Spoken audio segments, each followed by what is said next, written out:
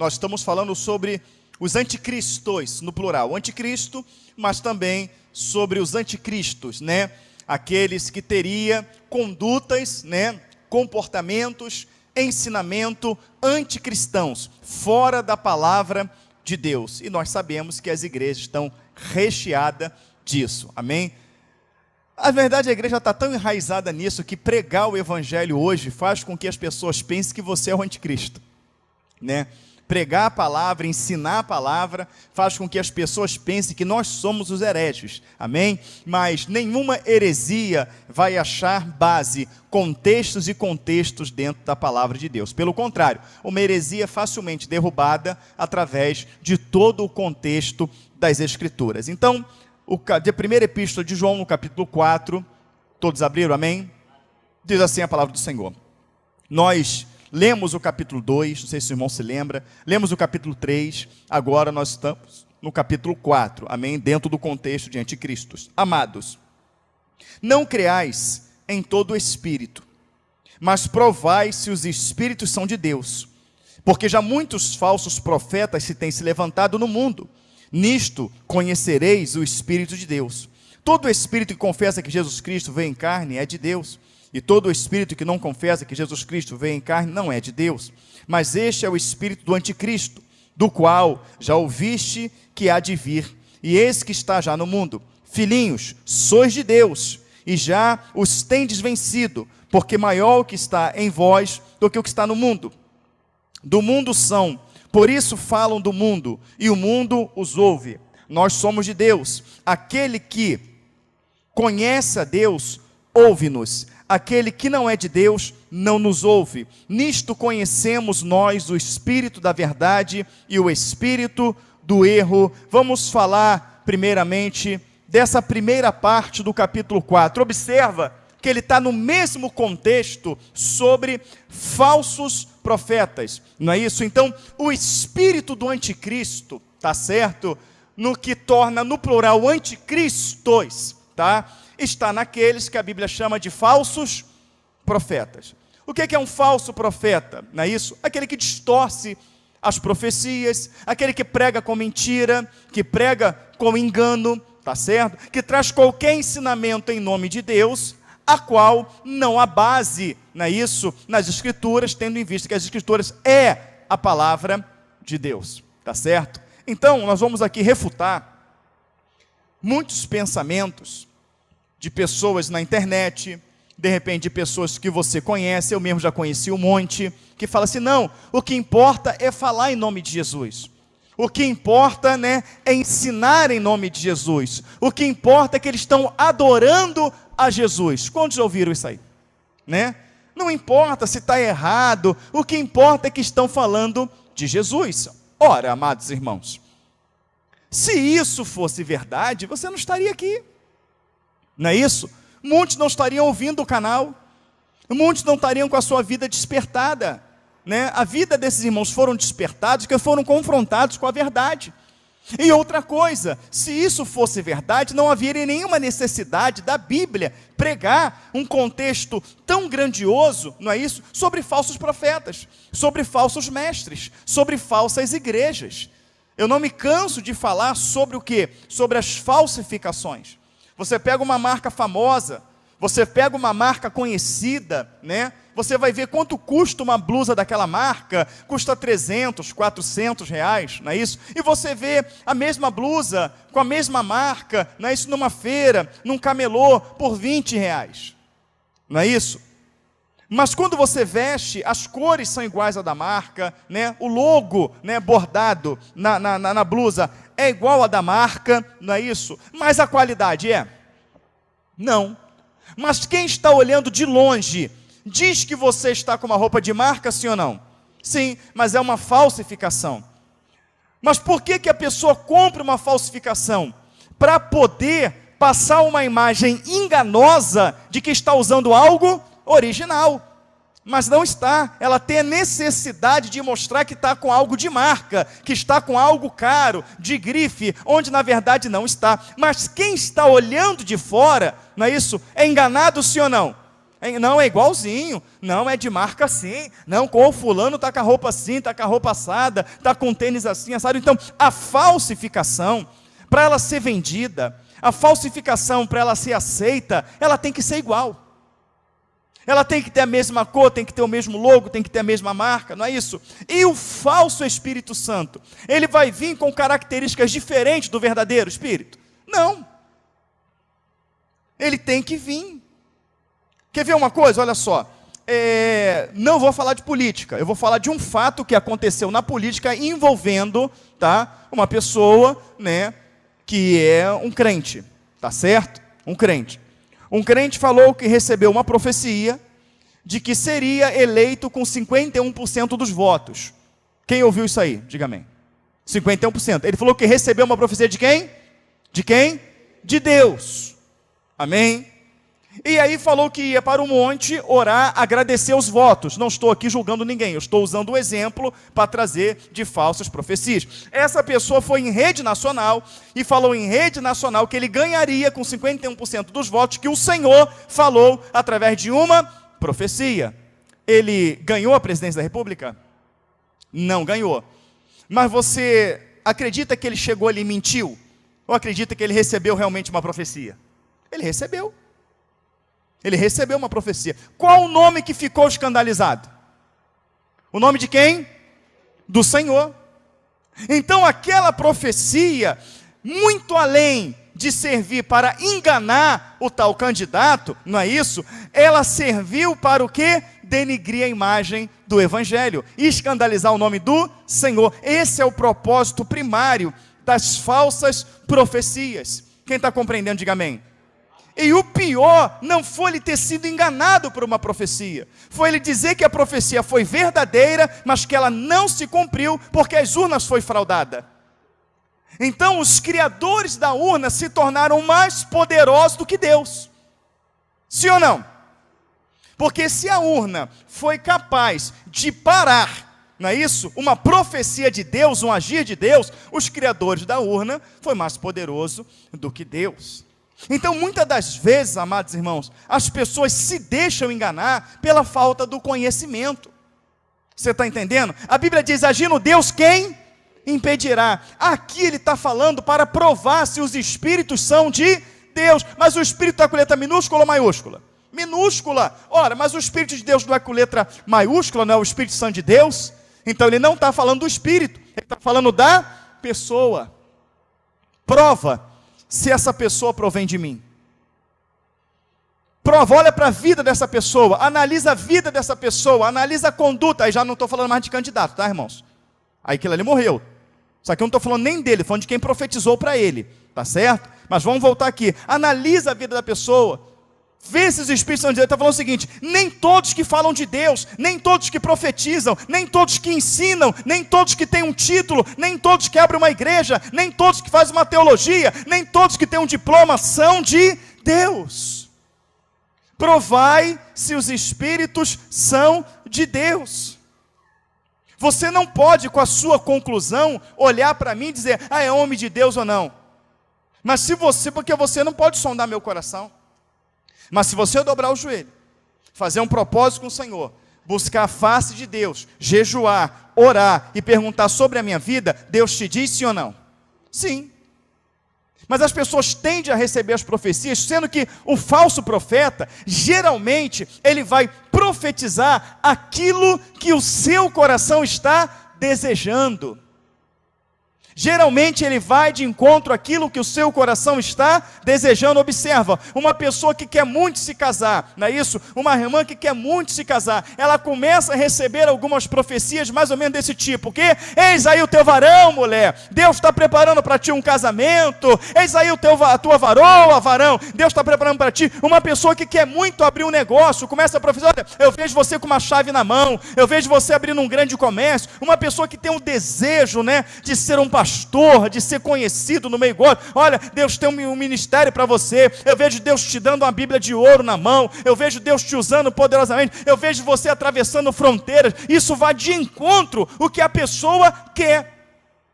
No caso até do irmão, coitado, né? Queria muito ser o quê? Presidente do quê? da república. O que o diabo fez? Não, tu vai ser presidente. Então o diabo trabalha no ego. O diabo trabalha dentro daquilo que o coração da pessoa quer. Por quê? Porque vai ser fácil dela aceitar a profecia. Vai ser fácil dela aceitar a profecia. Eu quero ver lançar a profecia como lançou o profeta Jeremias. Não é isso? Falar que Deus falou para o profeta Jeremias. O que Jeremias queria muito fazer? Alguém se lembra? O que ele queria? Tem um profeta que queria se casar. Quem é? Não é o profeta Jeremias que queria se casar? Não é? O que o Senhor falou para ele? Não foi Jeremias que queria se casar? O Senhor falou o que para ele? Não, você não vai se casar. Então quer dizer, essas profecias que vai contra a nossa vontade, as pessoas não querem ouvir, né? Eu quero abrir um negócio, aí Deus usa pode abrir, sou contigo, tal, e usa 10 para falar que pode abrir, e usa e fala, não, Deus não está nesse negócio. Ele vai falar para a pessoa que não está nesse negócio, você vai falar o que dessa pessoa? Deus não falou pela boca dessa pessoa não, está repreendido em nome de Jesus, eu não aceito essa profecia não. Por exemplo, eu tenho uma tia minha que quase morreu, ela teve a minha prima, né, e ela ficou com a barriga aberta 40 dias, infeccionou a cesariana dela, ficou com a barriga aberta no hospital 40 dias, mas uma irmã foi na casa dela e falou assim, olha, Deus manda te dizer que você vai passar uma prova na sua saúde muito grande quando a sua filha nascer, Deus manda você se preparar, Deus manda você orar, porque você vai passar pelo vale da sombra da morte. Eu lembro como se fosse hoje minha tia, está repreendido em nome de Jesus, eu não aceito essa profecia de Satanás, não sei o que lá, quase que morreu. De quem era a profecia? Era de Deus. Mas o Senhor estava falando para ela se preparar espiritualmente. Deus teve misericórdia, minha tia depois entendeu, reconheceu que aquela profecia era do Senhor. Graças a Deus, minha tia está bem, e minha prima hoje, né, está com 20 e poucos anos de idade lá, é uma bênção, para a glória de Cristo, mas eu lembro disso como se fosse hoje. As pessoas não querem esse tipo de profecia. Elas não querem. Mas a questão não é se a profecia, ela vai ser boa no momento ou vai ser ruim. A questão é você buscar para ver se ela vem da parte de Deus. E aí entra o joelho, aí entra a vida de oração, aí entra a intimidade com o Senhor, amém? Aí entra, amados irmãos, a vida de consagração que temos que ter, porque sabemos que tem uma mente anticristã que opera no meio das igrejas, sabemos que tem uma mente anticristã que opera no meio desse mundo gospel e terrível, enrolando um monte de pessoas. A única maneira de nós não nos envolvermos nessa mentirada é termos o conhecimento da Escritura somado, não só o conhecimento da Escritura, mas somado com uma vida, tá, de intimidade com Deus. Uma vida de intimidade com Deus. E o que está faltando para a igreja hoje é a vida de intimidade com Deus. E a mente anticristã, ela também está nessa finalidade, tirar a intimidade com Deus. Não se prega mais hoje vida de oração, não se prega mais hoje a meditação na palavra de Deus, não se prega mais hoje os cultos devocionais, não se prega mais hoje o jejum, não se prega mais hoje, amados irmãos, a consagração, não se prega mais. Não tem ninguém batendo na tecla da oração, não tem ninguém batendo na tecla da palavra de Deus. Quando eu falo ninguém, não estou dizendo que somos absolutos, que somos os únicos, mas eu estou falando é que cada 1000 igrejas você vê um pregando arrependimento, você vê um pregando a renúncia, você vê um pregando a porta estreita, você vê um pregando a vida de acordo com a palavra, não é isso? Você vê um que não está envolvido com esse sistema religioso corrompido que visa dinheiro, vivendo mentira. Você tem um grande aí pastor na mídia, tá certo? Que um determinado candidato, quando se candidatou, querido, cristão e política não andam junto. Pastor e política não andam juntos. E você pode admirar um candidato sendo um pastor, tudo bem, mas eu não posso, em cima do púlpito, fazer propaganda política para ninguém, muito menos na internet, em lugar nenhum. Eu posso conversar com você fora do púlpito, fora da igreja, e dividir com você a minha opinião política, mas num púlpito da igreja não. Então esse mesmo homem, ele sobe no púlpito da igreja, e ele desce a madeira em um determinado candidato. Quando determinado candidato bate lá em cima na pesquisa Datafolha, o que acontece? Ele vai na casa desse candidato e agora está lá, de mão dada. Está lá não, porque é o nosso presidente, porque é a favor da família. Este homem, ele não está visando família, ele não está visando o Brasil, ele está visando o seu bolso, ele está visando o seu bem-estar, ele quer estar colado com aqueles que estão na cabeça. Essa é a visão anticristã. Ele nunca vai olhar para o povo. Ele nunca vai olhar para a verdade, ele vai olhar para o seu próprio ventre. A palavra fala que esses cães são gulosos. Fala que eles militam em prol do seu próprio ventre. Isso não é homem de Deus. Isso não são pastores, amados irmãos. Isso são enganadores. Isso são falsos profetas. São oportunistas, e com o oportunismo deles alcançaram milhões. Não só alcançaram milhões em bens, mas estão levando milhões de pessoas ao inferno. Quem está compreendendo? Então essa mente anticristã, ela entrou dentro da igreja, tá? Trazendo isso como uma normalidade muito grande, onde temos muitos pastores conhecidos hoje, deputados federais. Nós temos muitos pastores conhecidos aí que competiram ao Senado, que são deputados estaduais, não é isso? Até pastor se candidatou à presidência da República. Querido, se você é pastor, você tem rebanho, você cuida de ovelha, você não tem que estar na política, você não tem que estar no Senado, mas aí, para o povo que se intitula cristão, se tornou normal vincular as duas coisas. Como se tornou normal também vincular a igreja com o mundo, vincular a igreja com festa junina, vincular a igreja com carnaval, não é isso? Daqui a pouco vai chegar o Natal, vamos ter as cantadas de Natal dentro da igreja, nós vamos ter até pastor vestido de Papai Noel, como já tivemos pastor no púlpito vestido de Chapolin Colorado. Quem viu isso aí? Está ali, vestido de Chapolin Colorado, no púlpito da igreja. Vai começar agora, dia 30 de outubro, vem o Halloween, uma festa maligna, americana, não é isso? Que é a festa das bruxas, a demônios mesmo, não é isso? Então trouxeram para as igrejas evangélicas, através de uma igreja intitulada como Cara de Leão, foi trago o Aleluim.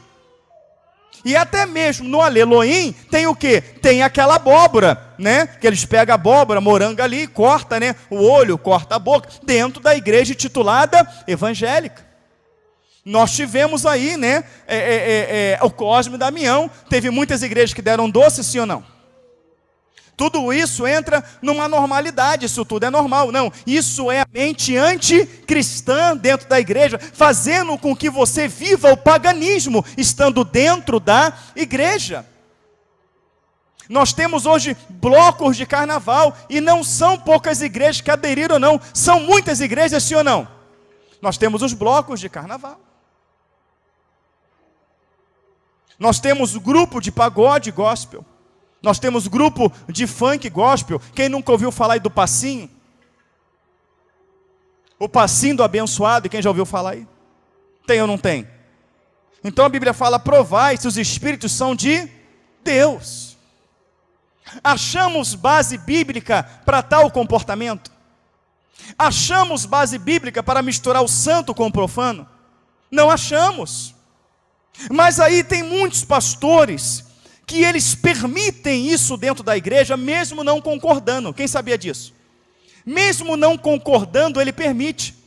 Você vê que incomoda, você vê no vídeo que ele fica até sem graça. O pessoal está ali, ele fica ali, tá, um risinho sem graça, uma coisa. Tu vê que ele não concorda, mas ele libera. Por quê? Porque ele está vendo que o resultado dentro da igreja está sendo positivo. Não positivo espiritualmente, mas positivo financeiramente. Está atraindo, está enchendo a igreja. Está fazendo com que ele fique conhecido, está fazendo com que a sua igreja fique famosa. Então encheu a igreja, né? A igreja está sendo divulgada de forma positiva, para eles é o que vale. Então de início ele não vai aceitando, ele vai ficando meio sem graça, daqui a pouco ele está totalmente envolvido naquilo. E é essa mentalidade que tem destruído muitas pessoas. É essa mentalidade que fez muitas pessoas que começaram se dedicando à palavra de Deus, e hoje já não oram mais, hoje já não lê mais a palavra, hoje já não busca mais, e o inimigo continua investindo pesado em cima disso. Ele começou a investir pesado em cima disso, quando se tirou a Bíblia da escola bíblica dominical, e colocaram as revistas.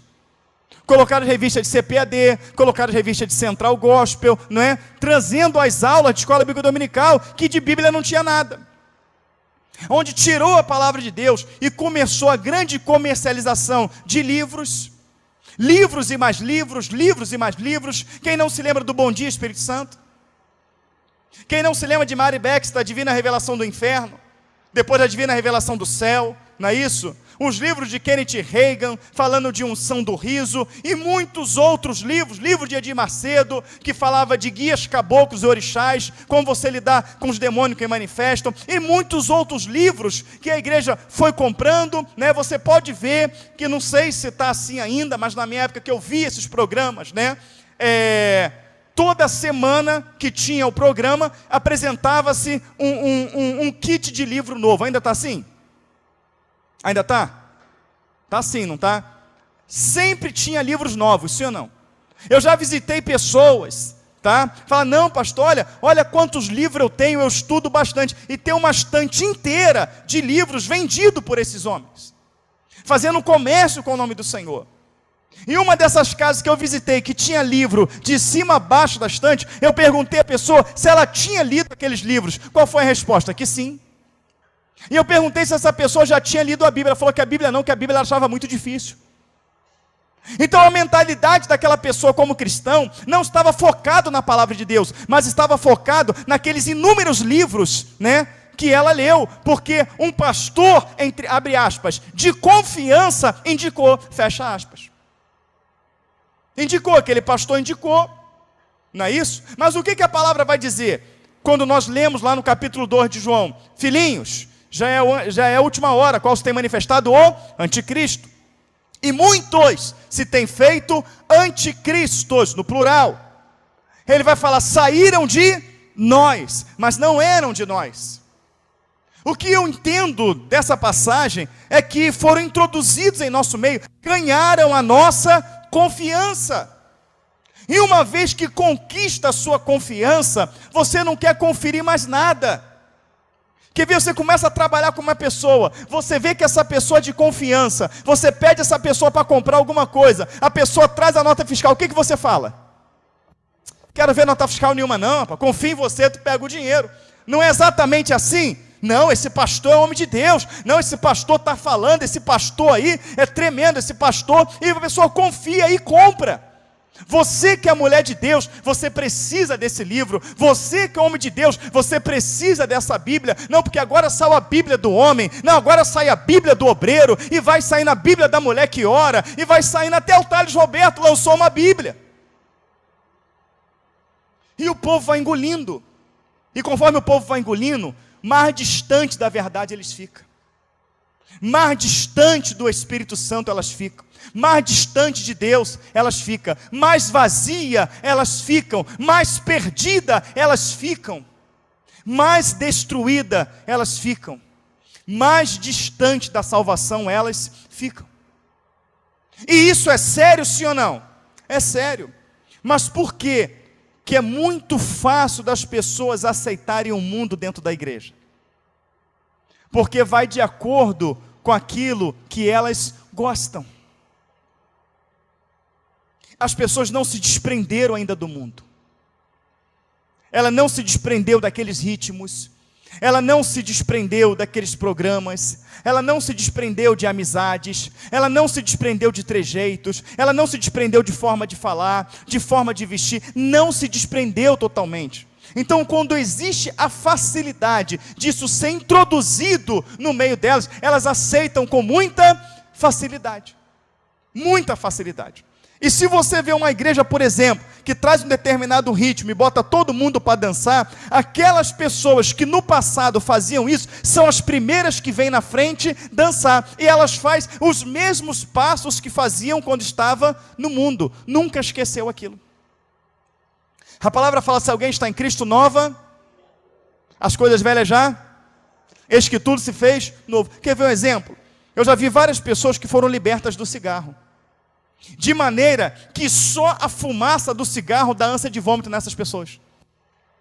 Só a fumaça do cigarro. A pessoa é engraçado, parece que eu nunca fumei, o cigarro me incomoda. Essa pessoa foi liberta, sim ou não? Sim, essa pessoa foi liberta. Uma pessoa que é liberta dos ritmos, uma pessoa que é liberta daquilo que ela fazia, amém, ela não sente mais falta. Não sente, ela está liberta. Se pois o Filho vos libertar, verdadeiramente livre sereis. Mas a pessoa que não está liberta, quando ela ouvir determinado ritmo, o ombrinho vai sacudir. Quando ela ouvir determinado ritmo, o pezinho vai bater. E quando o pastor falar que está liberada, até a mãozinha no joelho ela vai colocar dentro da igreja, como colocam. Porque na verdade nunca se libertou daquilo. Nunca houve uma libertação total. Nunca houve uma transformação total. Mas quando entra isso dentro das igrejas, a vida de oração acaba. A vida de palavra de Deus acaba. A vida de visita acaba. A vida de devocional acaba. Acaba. Hoje tem grupos de danças dentro da igreja.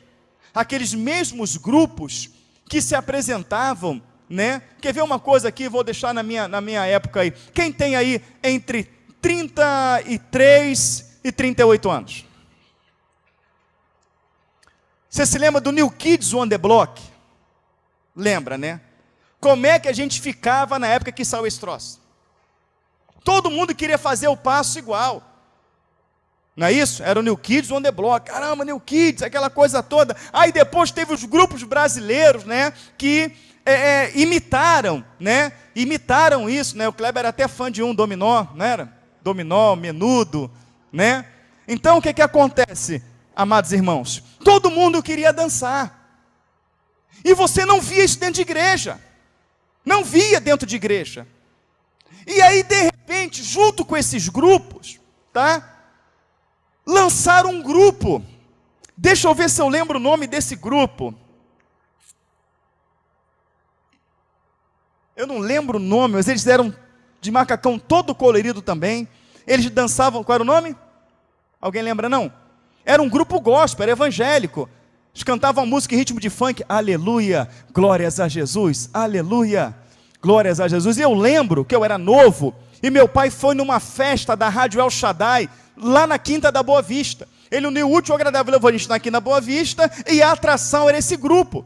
E esse grupo dançou, igualzinho dançava no Kids on the Block, igualzinho dançava os menudos, né? E num ritmo de funk, dançando. Aquilo ali começou dentro das igrejas, aquilo foi uma febre na época. E começaram dentro da igreja a colocar os grupos de dança.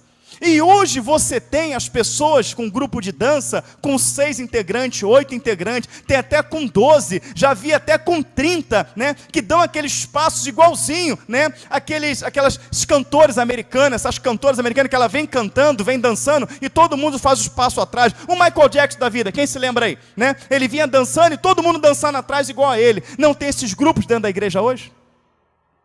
E eu não lembro o nome do grupo. Mas era um grupo que se intitulava evangélico, que botou macacões colorido, era um New Kids on the Block gospel, tá? Isso foi em 1990, eu tinha 10 anos. E ali já começou né?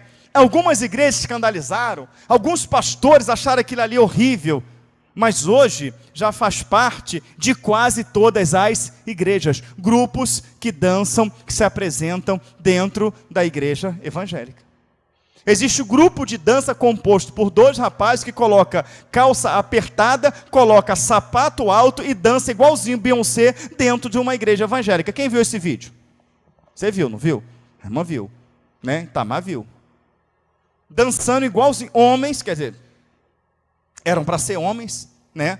Dançando dentro de igreja evangélica. E tudo isso se tornou normal. E quando você prega, as pessoas falam, a gente não deve julgar. Eles estão fazendo em nome do Senhor. Eles estão fazendo em prol do Evangelho. O Evangelho não é negociável, irmãos. O santo e o profano, eles não se misturam.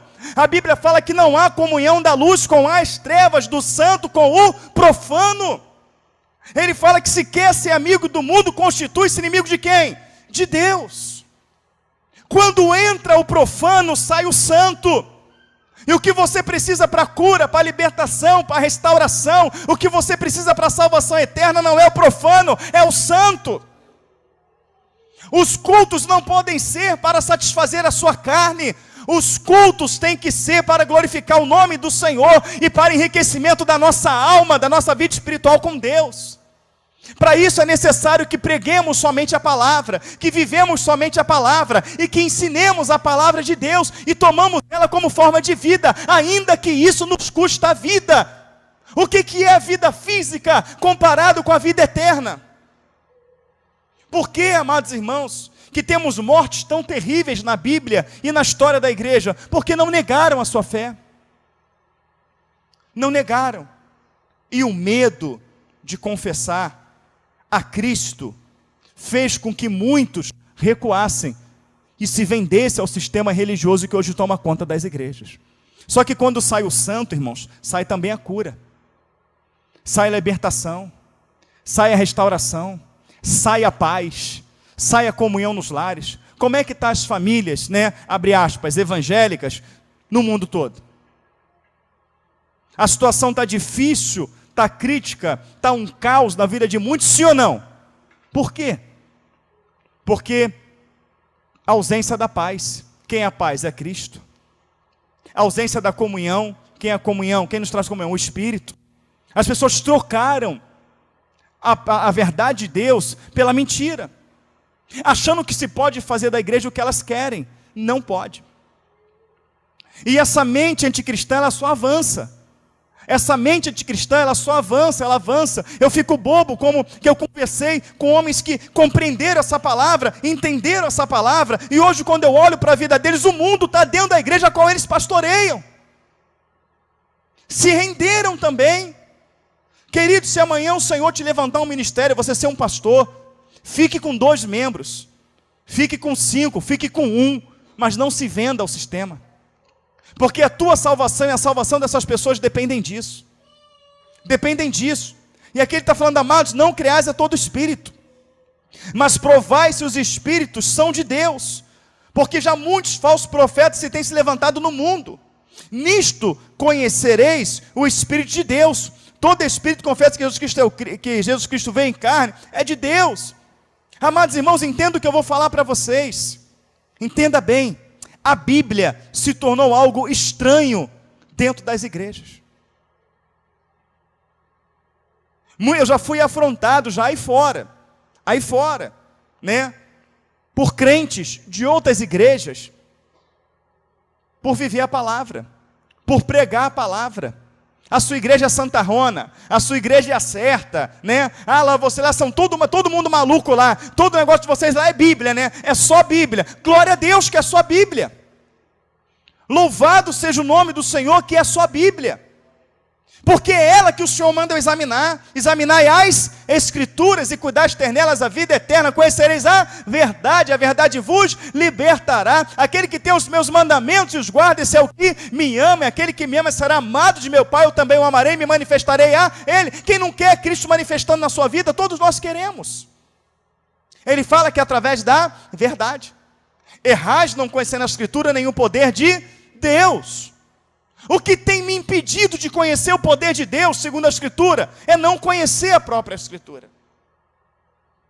E pode observar que essas doutrinas traz para dentro da igreja bailes, traz para dentro da igreja acampa dentro, traz para dentro da igreja festas, e mais festas, e mais festas, trazem gincanas, mas o que? Trazem até as festas judaicas.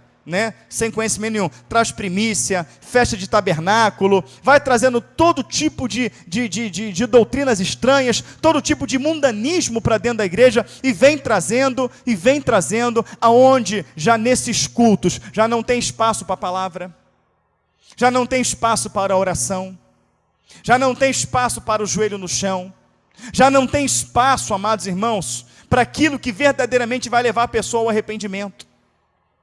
Essa igreja é legal, muito divertida. Olha, eu dancei a beça. Olha, aquele culto foi muito bom, eu comi a beça. Olha, aquele culto foi muito bom, eu me diverti a beça. Aquele culto te levou ao arrependimento? Aquele culto denunciou os seus erros? Aquele culto denunciou suas práticas pecaminosas? Aquele culto te levou a querer ser uma pessoa diferente? Aquele culto te levou a ter uma vida de oração? Aquele culto despertou interesse em você de examinar a Escritura, de conhecer a palavra? Não fez isso. Então este culto não foi uma bênção. Ele pode ter sido animado, como uma danceteria também animada. Ele pode ter sido divertido, como um parque de diversão é divertido. Agora, ungido, um culto poderoso, ele não foi. Ele não foi. A pregação do Evangelho, amados irmãos, ela tem que levar ao arrependimento de almas. A pregação do Evangelho, ela tem que levar a pessoa ao arrependimento. A pregação do Evangelho, ela tem que levar a pessoa a desejar ter uma vida nova. Ela tem que levar a pessoa a reprovar a vida que ela outrora tinha. Tem que levar essa pessoa a mudar de direção, a mudar os seus conceitos, a mudar os seus valores. Isso é Evangelho. Evangelho que fala que você pode praticar todo tipo de coisas abomináveis que tem no mundo, porque teu pecado Jesus já levou na cruz do Calvário. Jesus levou todo o teu pecado na cruz do Calvário. O que é que eu estou fazendo aqui pregando o Evangelho para você? O que é que a gente está fazendo evangelizando na rua se todo mundo já está salvo? Se todo mundo já está liberto? Jesus não morreu para salvar a humanidade, ele morreu para abrir uma porta de salvação para a humanidade. A porta está aberta de salvação para a humanidade. Agora temos que ensinar o caminho para ela, o caminho através da Escritura. O caminho através do abandono do pecado, o arrependimento do pecado, através de uma vida de santificação. Glória a Deus que o Senhor abriu uma porta. Há uma porta aberta no Calvário. Essa porta está aberta lá. Ele fala que essa porta é estreita, que essa porta ela é apertada e que poucos encontrarão esse caminho. Fala que esse caminho, não é isso? Que esse reino, ele é tomado por esforço e entrarão neles aqueles que se esforçarem. Aí tem aqueles que me chamam de anticristo e falam, não, o pastor prega que a gente vai ser salvo por mérito próprio, não é pelo sangue da cruz, não é pela misericórdia de Cristo. Amados irmãos, claro que é pela misericórdia de Cristo, claro que é pelo sangue de Cristo, mas existe uma parte que o Senhor colocou na Escritura que cabe a mim e cabe a você. Que parte é essa, pastor? Dá um pulinho em Hebreus, está escrito, seguir a paz com todos e a santificação, sem a qual ninguém verá Espera aí, é pelo sangue de Cristo derramado, é pelo sacrifício da cruz ou pela santificação? É pelos dois. Você tem que crer no sangue de Cristo, você tem que crer na mensagem da cruz, crer a ponto de viver ela, crer a ponto de tomar ela como forma de vida. Não vou fazer porque a palavra condena, não vou concordar porque a palavra condena, não vou compactuar porque a palavra condena, não vou pisar neste lugar porque a palavra condena. E uma vez que eu coloco a palavra em prática, isso mesmo que eu coloco ela em prática, até você pode se ter assim, alguns podem te taxar de radical, mas o evangelho ele é radical. Eu não vou fazer porque a palavra de Deus condena. Isso consiste na sua santificação. A palavra de Deus diz assim: sede santos, porque é santo aquele que vos chamou. Paulo fala: sede meus imitadores, como eu sou de Cristo. Paulo fala mais: o viver para mim é Cristo, e o morrer é lucro. Olha só. Sede meus imitadores, como eu sou de... Paulo não está mandando você imitar ele. Ele está mandando imitar quem ele imitou, Cristo. Sede meus imitadores, como eu sou de Cristo. E a conduta de Paulo é a conduta cristã, sim ou não? Claro que é. Então há uma parte que cabe a mim, e há uma parte que cabe a você. Que parte é essa? Gálatas 5,16. Gálatas está escrito na graça, ou Gálatas está escrito na lei? Graça ou lei? Graça. Andai em... Vê se não é uma ordenança. Andai em... Quem está ordenando? O Senhor, através de quem? De Paulo. E não cumprireis a concupiscência da carne. O que você entende não cumprir a concupiscência da carne? Tem carne que em vez em quando quer dar uma adulterada? Tem. Tem carne que às vezes quer agarrar no colarinho de alguém e dar uns catiripapos? Tem. Tem carne que às vezes quer dar um grito? Tem. Tem carne que às vezes ela tem vontade, né, de largar tudo, jogar pó? Tem. Mas ele fala, andar em... E não cumprireis a concupiscência da carne. Qual é a carne aqui que já quis pecar? Diga amém. Amém. Mas se pecar, a Bíblia fala que é o quê? Inferno. Aonde está escrito? Vamos continuar. Andar em espírito e não cumprireis a concupiscência da carne.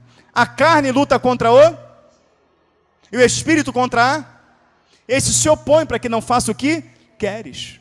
Mas se sois guiado pelo Espírito, não estás debaixo da lei.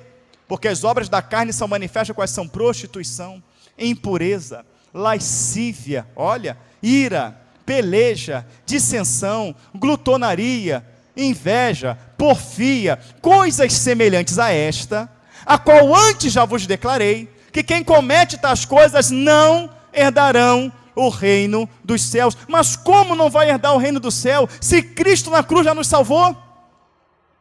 Se Cristo na cruz já levou os nossos pecados? Esse texto está errado, tem que ser rasgado da Bíblia e jogado fora, não é? Não, querido. É que uma vez que Cristo nos liberta, uma vez que Ele nos lava, uma vez que Ele nos purifica, Ele ordena a eu e você não viver mais nas mesmas práticas. Vai, não peques mais. E ele fala que quem comete estas coisas não herdarão o reino dos céus. Aí como eu disse aqui, quando a minha viagem em Brasília, que eu voltei de lá estarrecido, que um pastor de lá, devido a uma festa que teria na cidade, de um cantor famoso que teria na cidade, ele reuniu os jovens e falou, eu não quero que os jovens engravidam ninguém, e que ninguém pegue uma doença na festa que vai ter na cidade. Então automaticamente, ao falar isso, ele liberou os seus jovens para ver o cantor secular. Sim ou não? Eu não quero que vocês engravidem, nem que peguem uma doença. E o que ele fez para prevenir os jovens? Distribuiu camisinha dentro da igreja evangélica. Uma igreja batista, Lagoinha, em Brasília. O pastor distribuiu camisinha dentro da igreja para os jovens não pegar doença e nem engravidar ninguém. E que mentalidade é essa? Essa mentalidade de que o seu pecado já foi pago, de que o diabo já foi vencido, de que você não perde a sua salvação. Então se eu não perco a minha salvação, eu posso adulterar, eu posso fornicar, eu posso xingar, eu posso me tatuar, eu posso me envolver no mundo, eu posso me envolver em toda a podridão que tiver que se envolver, porque eu não perco a minha salvação. Essa praga de não perder a salvação invadiu as igrejas hoje, de que uma vez salvo, salvo para sempre. Quem já ouviu isso aí, diga amém. Se eu não perco a minha salvação, por que a palavra fala que aquele que for fiel até o final receberá a coroa da vida? Se a salvação não perde, por que a palavra fala que eu não posso me desviar nem para a direita nem para a esquerda? Se não perde a salvação, por que Paulo alerta em Gálatas 5,16 que quem comete essas coisas não vai herdar o reino? Por que em Coríntios 6 fala, não sabeis que os impuros, os devassos, os homicidas, os afeminados, os roubadores, o ladrão não herdarão o reino dos céus? Agora vamos olhar uma coisa aqui. Quando Paulo escreve para a Galácia, ele está escrevendo para o povo da Galácia ou para a igreja da Galácia? Para o povo ou para a igreja? Para a igreja. Quem é que estava nas práticas abomináveis? A igreja. Paulo está repreendendo quem? A igreja. Se Paulo está repreendendo a igreja a largar tais práticas, dizendo que aquelas práticas levariam para o inferno, então Paulo não é homem de Deus e errou. Se aquela igreja já estava salva, não tinha com que Paulo se preocupar com isso. Quando Paulo escreve, a primeira de Coríntios, a segunda de Coríntios, ele escreve ao povo da cidade de Corinto, ou escreve à igreja de Corinto? A igreja de Corinto. E Paulo está falando para a igreja de Corinto, isso, que os devassos, os roubadores, isso, os afeminados, eles não vão herdar o reino dos céus. E Paulo prega severamente. Paulo chega a dizer, falando assim, olha, nossos pais, comeram maná no deserto, comeram da comida espiritual, da bebida espiritual que brotava da rocha, e a pedra era Cristo, e nem por isso nossos pais entraram na promessa. Então Paulo fala que lá na época, no deserto, cometeram o erro e não entraram na promessa, e que se o povo de Corinto continuasse nas mesmas práticas, não entraria também na promessa, não herdaria a salvação eterna. Então Paulo está alertando aquele povo acerca da sua salvação, acerca de ter uma vida em santificação, sim ou não? Quando nós lemos o livro de Tiago, Tiago está confrontando a língua. Tiago fala que a língua é uma peçonha mortal. Tiago fala que uma pessoa, uma mesma boca não pode produzir bênção e maldição, que uma mesma fonte não pode jorrar água doce e salgada. Dando continuidade no capítulo 4, ele fala que se uma pessoa quiser ser amigo do mundo, ela vai ser inimigo de quem? Ela vai se constituir inimigo de quem? De Deus. Está escrito que eu não posso ser amigo do mundo, sim ou não? Está escrito. Mesmo Coríntios está dizendo que comunhão há da luz com as trevas, do santo com o profano, com Deus e Belial. Não entrei no julgo desigual com os infiéis. Está escrito, sim ou não? E que história é essa que pode tudo? Que história é essa que não perde a salvação? Quem conhece o contexto de Romanos 11, diga amém. Você sabe que Romanos 11, o contexto não começa ali. O contexto vai começar lá em Romanos 8. Portanto, agora nenhuma condenação há para quem está em Cristo Jesus, que não anda segundo a... Você quer ver uma coisa interessante? Abre a sua Bíblia em Romanos 8. Abre todo mundo a Bíblia, olha só. O que eles estão fazendo?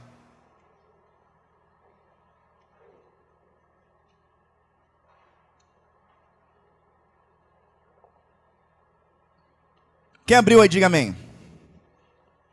Quem não abriu, diga misericórdia. Queria que todos abrissem.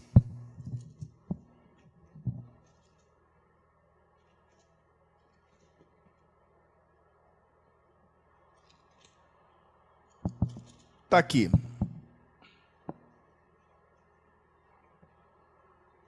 Amém? Lê comigo. Portanto, agora, nenhuma condenação há para os que estão em Cristo Jesus, que não andam segundo a carne, mas segundo o Espírito. Quantas Bíblias não tem essa parte aí, que não anda segundo a carne, mas segundo o Espírito? Tem alguma Bíblia aqui que não tem? Lá, A sua não tem essa parte. Tem mais alguma? A sua não tem. Então, o que eles estão fazendo agora? Eles estão tirando isso.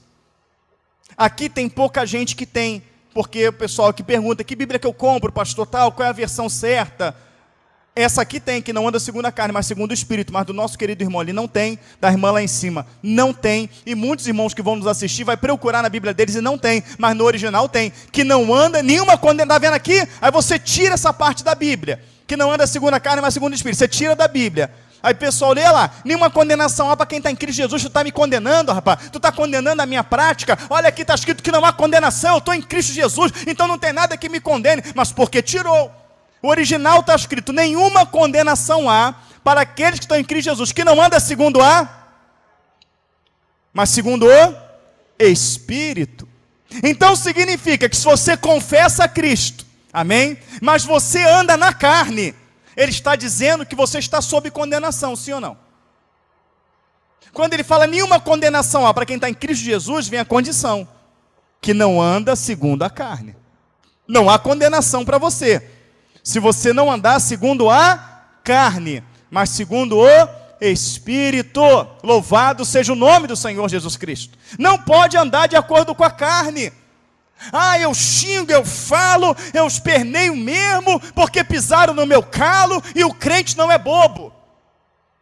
Como o Senhor, eu sou carne também, sabendo que você é carne, ele fala, andar em Espírito.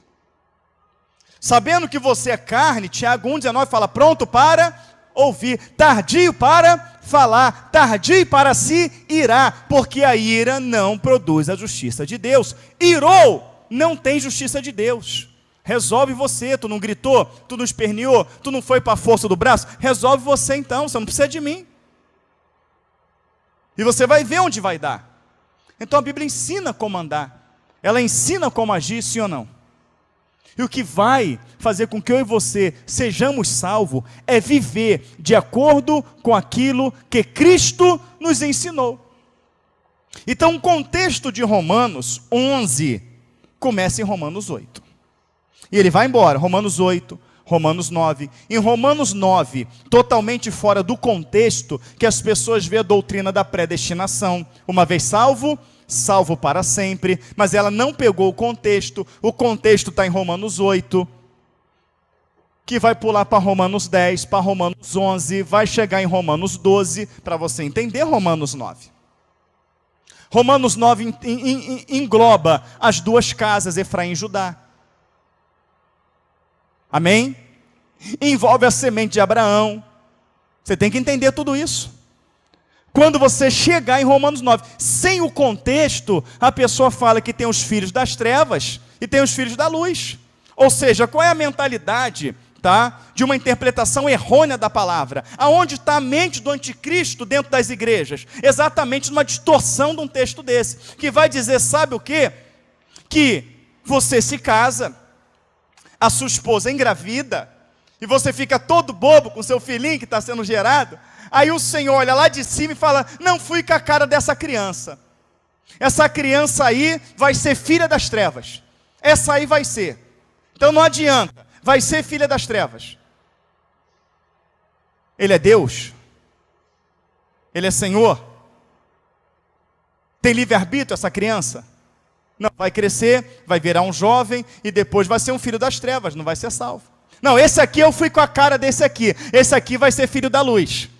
Você acha mesmo que Deus tem esse caráter? Você acha mesmo que Deus tem esse comportamento? É óbvio que Deus sabe quem vai ser salvo e quem não vai ser salvo, mas Ele sabe pela sua presciência. Ele é um Deus onisciente, sim ou não? Ele sabe o que vai acontecer daqui 1000 anos, sim ou não? Você pega as escrituras, tem coisas profetizadas há 3000 anos atrás, que está acontecendo agora. Por quê? Pela sua presciência. Então Deus sabe quem vai ser salvo, não porque Ele determinou que um irmão vai para o inferno e o outro irmão vai para o céu. Não, mas porque Ele conhece o coração de cada um. Ele sabe o coração que vai se render, o coração que não vai se render. Ele sabe o coração que vai ceder ao mundo e que não vai ceder ao mundo. Pela sua presciência, Ele sabe quem vai ser salvo e quem não vai ser salvo. E outra coisa, querido, não precisa muito estudo. Uma pesquisazinha rápida, tá certo? Você consegue descobrir que tudo que é pré é o que vem antes. Amém? A pessoa engravidou, ela vai fazer o pré-natal. O que é pré-natal? O pré-nascimento. Ela vai se preparar para o nascimento. Você compra um alimento pré-cozido. Você tem que chegar em casa e terminar de cozinhar. É ou não é? Quando Jesus foi na cruz do Calvário, Ele fez o que com a humanidade? Ele predestinou a humanidade à salvação. É um pré. A humanidade foi salva? Não. Mas é algo que vem pré. Não tinha uma porta aberta, agora tem. E Ele deu um predestino para essa humanidade. Uma vez que a humanidade aceita a sua palavra e a humanidade anda segundo a sua regra, o que a humanidade fez? Ela está se destinando àquela porta. Cristo vem e fala, você tem que entrar naquela porta. Quantos pais predestinaram seus filhos a ser bons alunos, a se formarem, a ser doutores, a se casarem? E quantos filhos no meio do caminho se desviaram não querendo aquele destino e hoje muitos já morreram? São poucos ou muitos? Mas foi o predestino que o pai estabeleceu para eles? Não foi. Amém? Não foi. Então, o predestino da humanidade, dentro do projeto de Deus, é que elas sejam salvas. Cabe cada um se destinar a esse propósito, aceitando Jesus, aceitando a sua palavra e vivendo por ela. Então, isso é o predestino. Aquilo que vem antes. Se Jesus tivesse destinado à humanidade, não precisaria eu estar pregando o evangelho. A humanidade estaria salva. Amém? Fica fácil compreender isso, sim ou não? Fica fácil. Agora, quando você chega em Romanos 11, ele vai falar de uma videira, a videira verdadeira. Vai falar de um povo que foi cortado do zambujeiro e foi enxertado na videira. Amém? Quem é esse povo? Os gentios que se converteram. E ele fala do natural da seiva. Quem são os naturais da seiva? Judeus. Amém? E ele vai falar da raiz da seiva. Quem é a raiz? Cristo. E ele vai dizer uma coisa muito interessante em Romanos 11. Vai dizer assim, olha, vocês que foram cortados do natural zambujeiro e enxertados na videira verdadeira, não se vangloriem nisso. Porque se vocês não permanecerem fiéis, de novo serão cortados. E eles, se não permanecerem na incredulidade, de novo serão enxertados. Então os judeus que não crerem em Cristo hoje estão cortados. Mas se não permanecer na incredulidade, de novo serão enxertados. E nós que fomos enxertados, se não permanecermos, é melhor do que falar e ler, não é? Vamos lá em Romanos 11. Já está em 8. Vamos ver se perde ou não perde.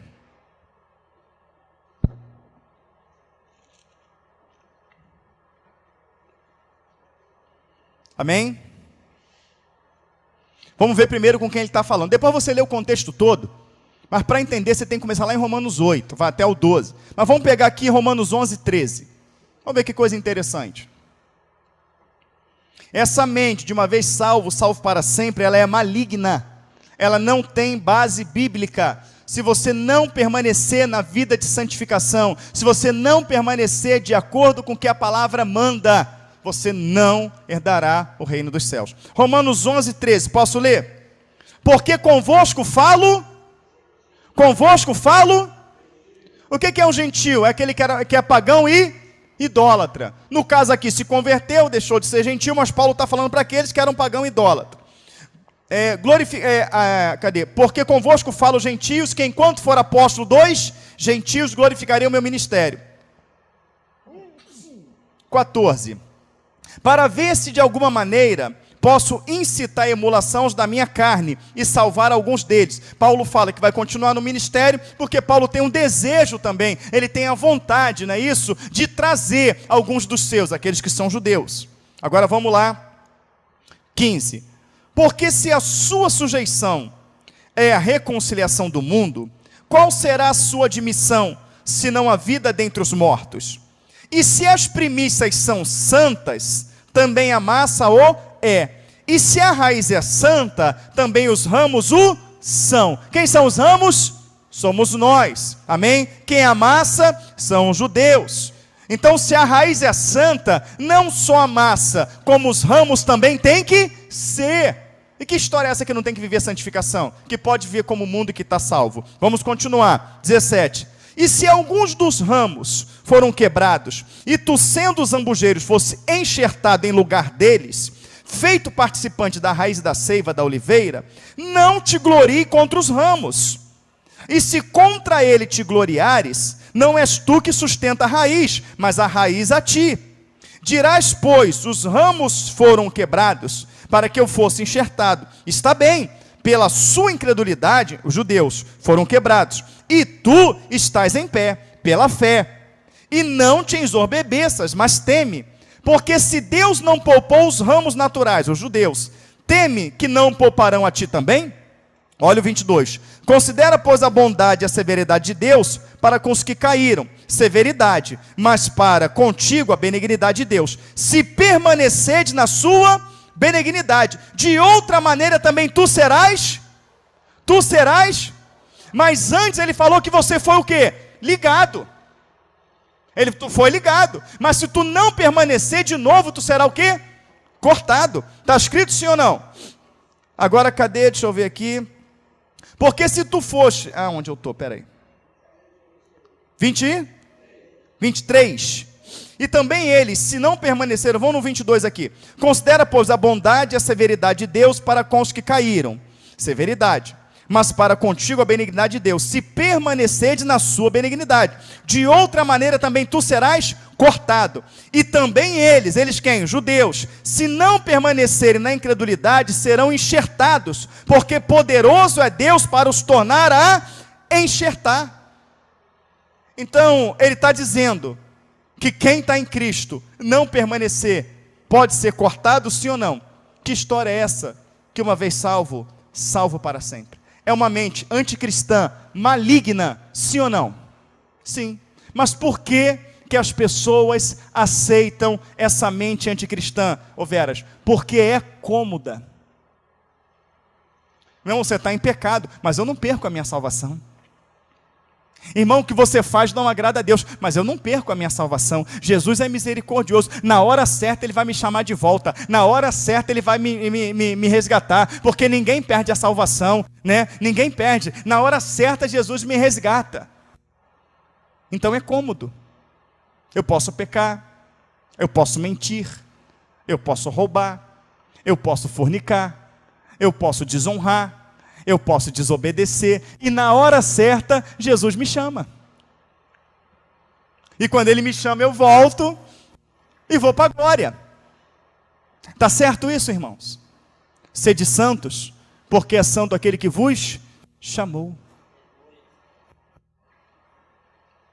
Então, amados irmãos, não há nada mais importante nas nossas vidas do que ter o nosso nome escrito no livro da vida.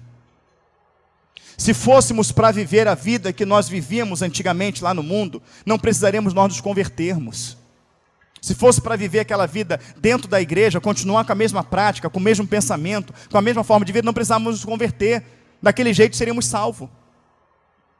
Eu venho para a igreja, continuo mentindo, venho para a igreja, continuo roubando, continuo adulterando, continuo fornicando, continuo xingando, continuo com o meu temperamento totalmente explosivo. Cadê a conversão? Cadê a transformação de caráter, de intelecto, de mente? Cadê a metanoia, a transformação da nossa mente? Cadê a purificação, a lavagem da mente pela palavra de Deus? Cadê o novo nascimento? Se alguém está em Cristo, nova criatura é, as coisas velhas já passaram, que tudo se fez novo. Cadê, irmãos? Cadê o viver pelo Espírito? Irmãos, é difícil lutar contra a carne. Não é fácil. E uma das maneiras de te ajudar a lutar contra a carne é ficar batendo nessa tecla. Essa tecla, ela tem que ser batida o tempo todo. O tempo todo.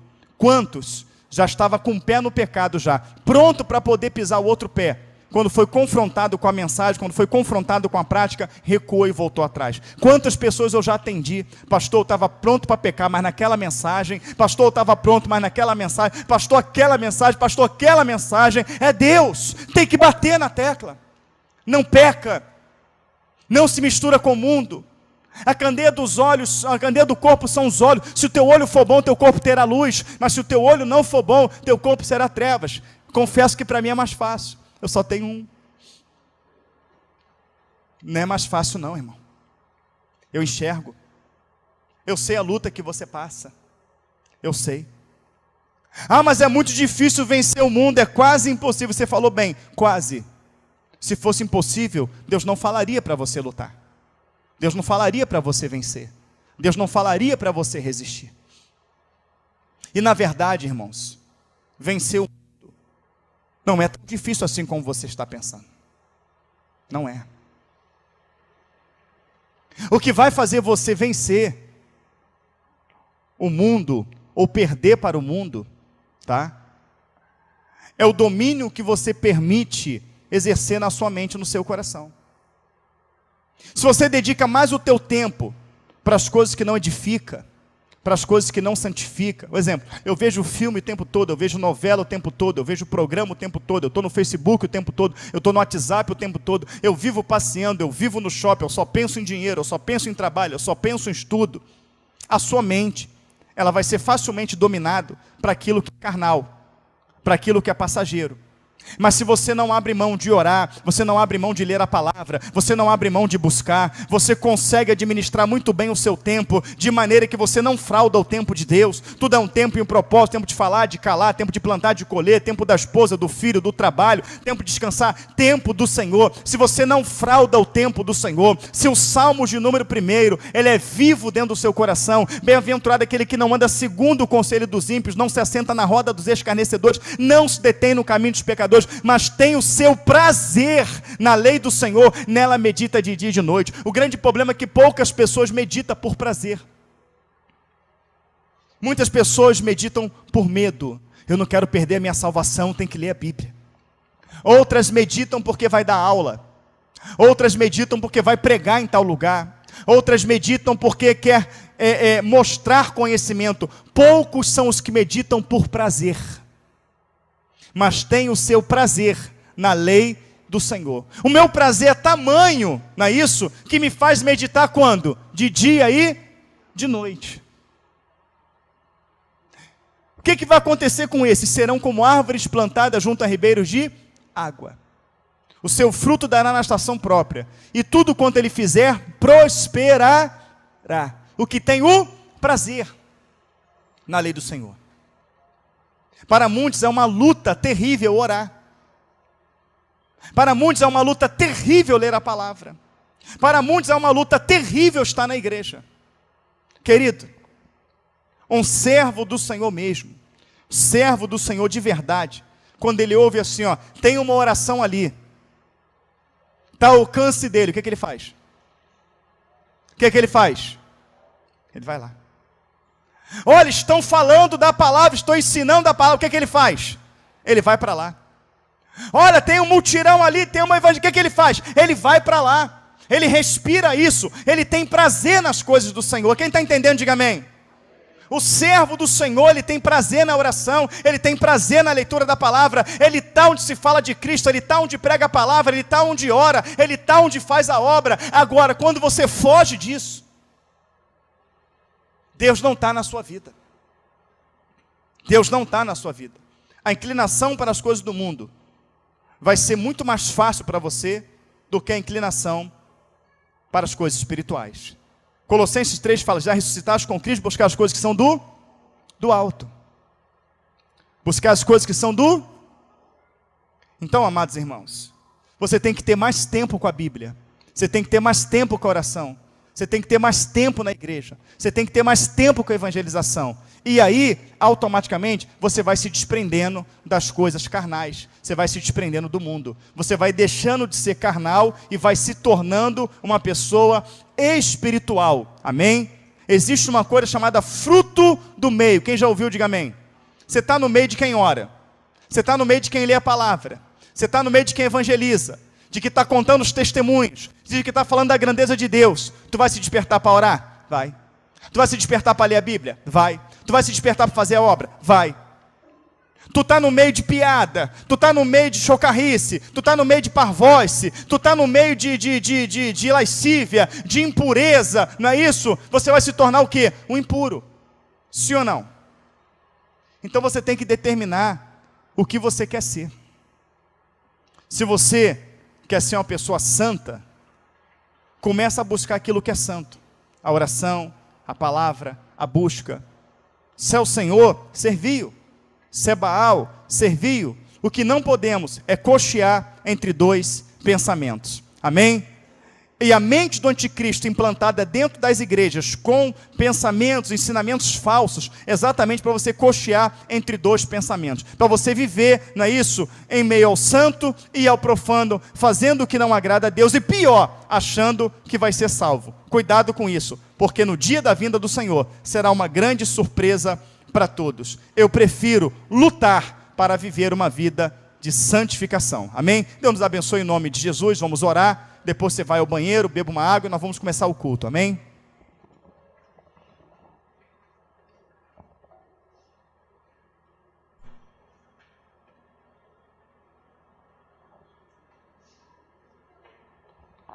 Senhor, eu te dou graças por mais uma vez poder, Senhor Deus, estudar um pouco da Tua palavra, a Tua palavra que é viva e eficaz, mais penetrante do que espada afiada de 2 gumes, e penetra a divisão da alma do espírito, juntas e medulas, ela é apta para discernir os pensamentos e as intenções do coração.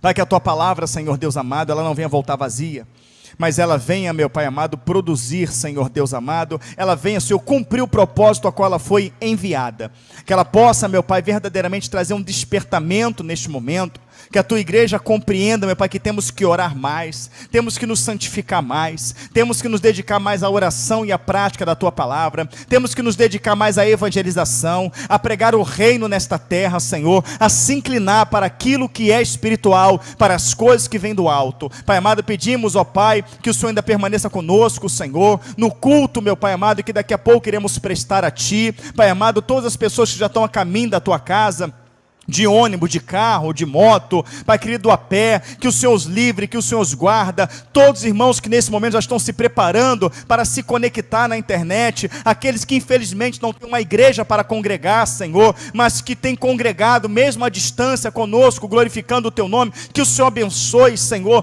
tomando a transmissão em Tuas mãos, para que tudo corra maravilhosamente bem. Nós oramos e pedimos, repreenda toda ação maligna do nosso meio, se com os irmãos que estarão no portão, dos que estão no portão, as professoras, o instrumentista, meu Pai, aquele que vai trazer a mensagem, que em tudo nesta noite o Teu nome seja glorificado. Eu oro em nome de Jesus, amém, graças a Deus.